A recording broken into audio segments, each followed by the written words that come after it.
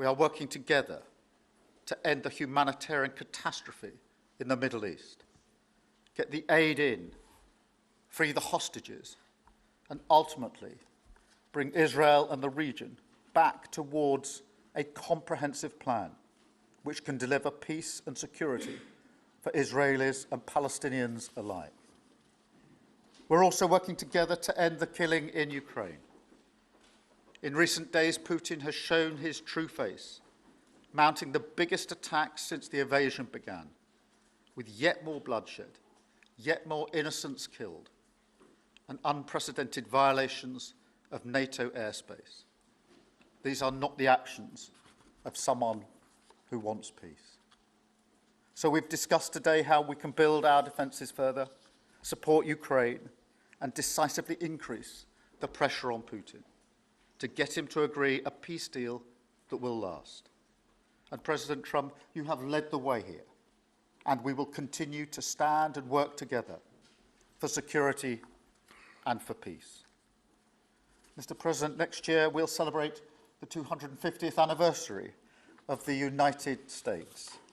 We've come on a long journey together since 1776.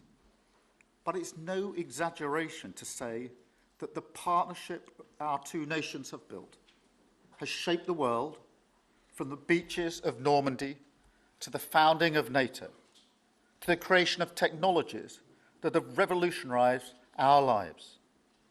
Time and time again, it is British and American men and women side by side, changing the path of history and turning it towards our values, towards freedom, democracy, and the rule of law. A plan for peace, which we're working hard on, which not only did we discuss this morning, but our two teams have been working together on, that the question of recognition needs to be seen. And so it's part of that overall package which hopefully takes us from the appalling situation we're in now to the outcome of a safe and secure Israel, which we do not have, and a viable Palestinian state. Thank you. Well, simply, I want the hostages released now, right now, not 1, 2, we'll give you 3 more tomorrow, and, you know, like it's been, but we're the ones that got all the hostages released. We got many, many came to the Oval Office, and I've heard stories like I've never thought even possible.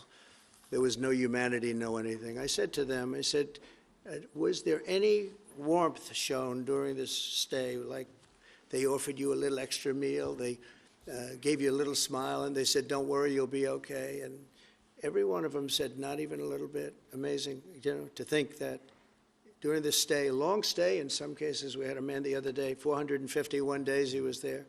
I always ask that question. And was there any warmth shown? Just a little word of, you know, encouragement. And the answer is every time, absolutely not. I'm shocked to hear it, because in the worst cases, there's always somebody that comes through. We have to remember October 7th, one of the worst, most violent days in the history of the world, not just there, the history of the world. And I got to see the tapes, and I wish I didn't see them, actually. But I got to see them. And I want an end. I want the hostages released. And I think it's going to be okay, but it has been a brutal period of time. But this has been going on for a long time. This is not something that's over the last year, 2 years, but this has been for decades and decades. But we want it to end. We have to have the hostages back immediately. That's what the people of Israel want. They want them back, and we want the fighting to stop, and it's going to stop. But a lot of bad things. You know, Hamas said that they're going to put the hostages up as bait. They're going to put the hostages in front of any attack. And that's pretty brutal. We haven't heard that one in a long time. So we have to remember that. So I have a disagreement with the Prime Minister on that score. Okay? One of our few disagreements, actually. And then for both of you on... But you do understand about October 7th. Of course, you do understand. So believe me, I understand one of the about worst days in the history of humanity. What happened, I have seen the tapes. Babies that are 4 months old and just chopped up to pieces. And you've seen the tapes, and I've seen the tapes. You're a professional, and so am I. And people forget about October 7th. I can't forget about it. So I want it to end, but I want the hostages back. I don't want the hostages used as human shields, which is what Hamas is threatening to do. But as soon as they're back, that's the moment you will tell Netanyahu Well, to stop. it would certainly help, but I have to have the hostages back. And I don't want them back piecemeal, as I said before. I want them back.